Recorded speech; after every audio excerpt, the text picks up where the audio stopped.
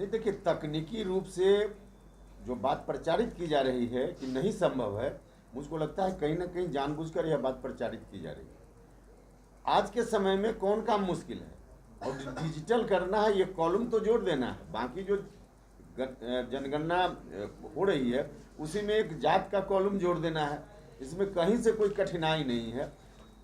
आज अगर डिसीजन हो जाए भारत सरकार का तो यह काम बिल्कुल आसानी से करना संभव हो जाएगा, इसमें कहीं कोई कठिनाई नहीं। और जहाँ तक भारतीय जनता पार्टी के अंदर का मामला है तो डिसीजन उनको लेना है, लेकिन यह विषय जनता का विषय है, देश का विषय है। जो भी तकनीकी सुधार की जरूरत।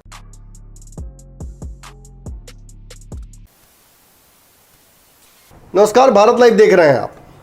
जदयू ने भाजपा के समक्ष एक ऐसा फरमान रख दिया है जिसे मानना भाजपा के लिए बहुत आवश्यक होगा।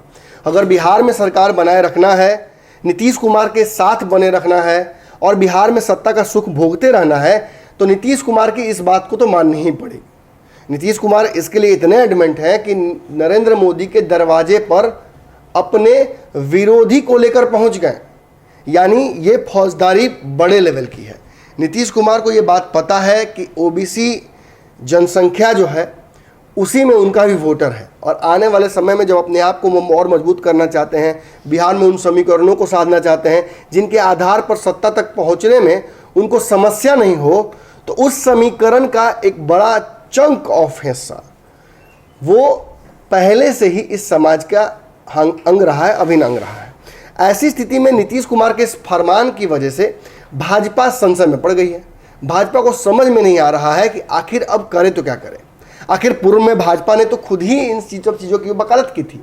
भाजपा ने स्पष्ट कहा था कि हम चाहते हैं कि जातिगत जनगणना में ओबीसी का चैप्टर हो, लेकिन जब भाजपा खुद सत्ता में आई तो उन्होंने कांग्रेस के खिलाफ इस तरह के बयान देने के बावजूद खुद इसकी खिलाफत की।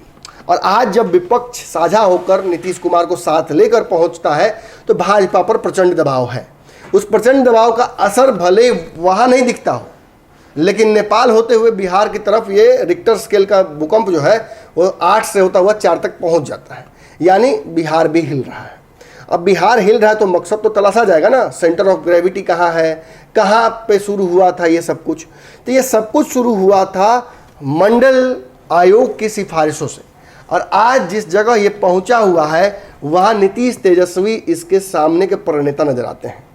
लेकिन इसकी वजह से किसको घाटा होगा?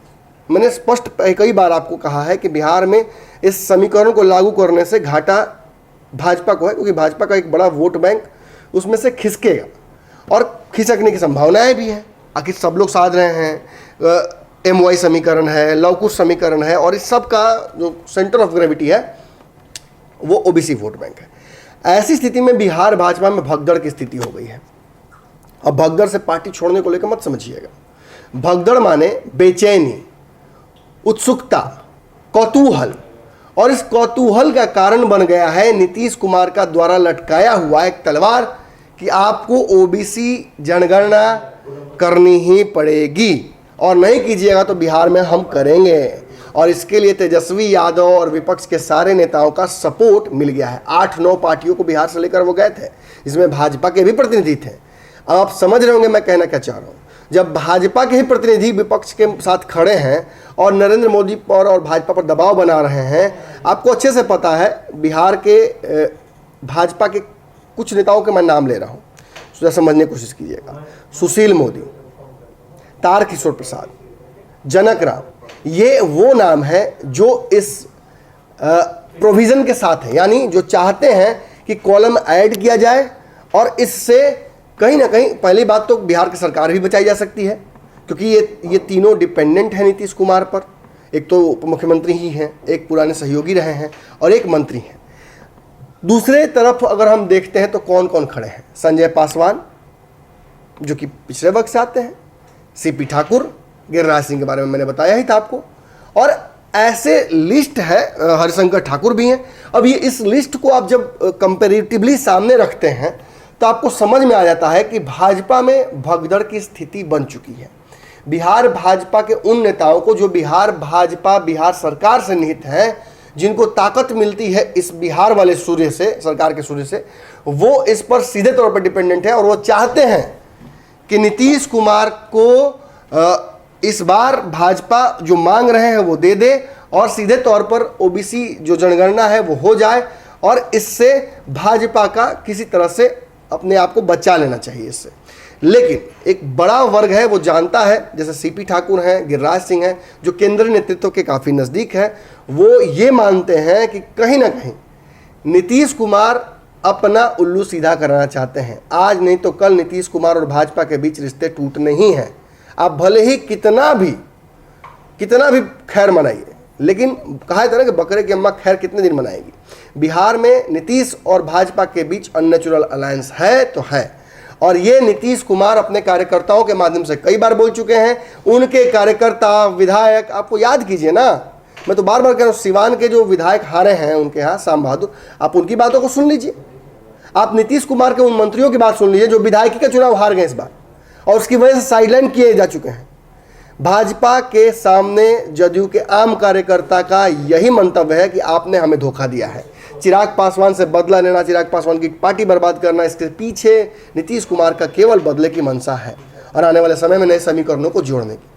अब नीतीश तेजस्वी जब एक मंच पे आ जाते हैं तो बेचैनी तो बढ़नी है ना, और इस बेचैनी की वजह से बिहार भाजपा में ट्रांसमिशन ऑफ बेचैनी हो गया है और उसकी वजह से भगदड़ की स्थिति उत्पन्न हो गई है। अब बड़ा मुश्किल होगा यहाँ से संभाल पाना अपनी पार्टी को। भाजपा के इस कौतूहल पर अभी थोड़ी देर पहले ही उपेंद्र कुशवाहा ने बयान दे दिया है और उन्होंने कहा है कि भाजपा खुद ही दो पार्ट हो चुकी है, वो क्या कर सकती है, वो कैसे दबाव बना सकती है। यानी ऐसी स्थिति में जदयू भी समझ चुकी है। जदयू ने पहले दबाव बनाया और फिर दबाव बनाने के बाद ये स्पष्ट कर दिया कि भाजपा दो फाड़ हो चुकी है। यानी नीतीश कुमार अपने प्लान में सक्सेसफुल हो गए हैं। चलिए, इस खबर में इतना ही। अगली खबर में जल्दी ही मुलाकात करते हैं। उम्मीद है हमारी खबरों का ये सिलसिला आपको पसंद आ रहा हो। मैं आग्रह करूंगा आप लोगों से कि जब मेहनत हम कर रहे हैं तो आप उस मेहनत को सार्थक बनाइए। इस वीडियो को शेयर जरूर कीजिएगा ताकि अगली खबर करने का मोटिवेशन हमें और मिल सके। धन्यवाद। अगर ये वीडियो पसंद आई और वह बिहार के राजनीति और बिहारियत से सरोकार रखेनी तो सब्सक्राइब बटन दबा के चैनल के सब्सक्राइब कर ली। ओजे एगो घंटी बा, ओकरा बटन दबा देला से कुल सटीक और मारक खबर रुआ मुफ्त में मिल जाई। अगर रुआ पत्रकारिता के हमनी के नया प्रयोग में सहयोग कर चाहतानी तो ज्वाइन बटन दबा दी। पेटीएम नंबर नोट कर ली 9386816700। धन्यवाद। नहीं, देखिए, हमारी यात्रा जो पहले से चल रही है, बिहार के अलग अलग जिलों में पहले हम जा चुके हैं, उसी क्रम में मुजफ्फरपुर की यात्रा है। आज मुजफ्फरपुर, कल शिवहर, 2 जिलों की यात्रा है। तो इस यात्रा को बाकी जगह की यात्रा से अलग करके देखने की ज़रूरत नहीं है, उसी तरह की यात्रा है। लेकिन जहाँ तक आप किसी पोस्टर की चर्चा कर रहे हैं, उस पोस्टर पर हमने ऐतराज़ जता दिया। जो लोग भी उस पोस्टर पे जिनकी तस्वीर थी, उसमें एक सीनियर लीडर को फ़ोन करके हमने कहा यह ठीक नहीं है।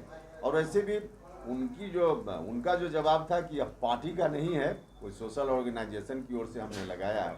फिर भी जो कुछ भी था उसमें हमने उनको बता दिया है, ऐतराज़ जता दिया। सर, ये जाति का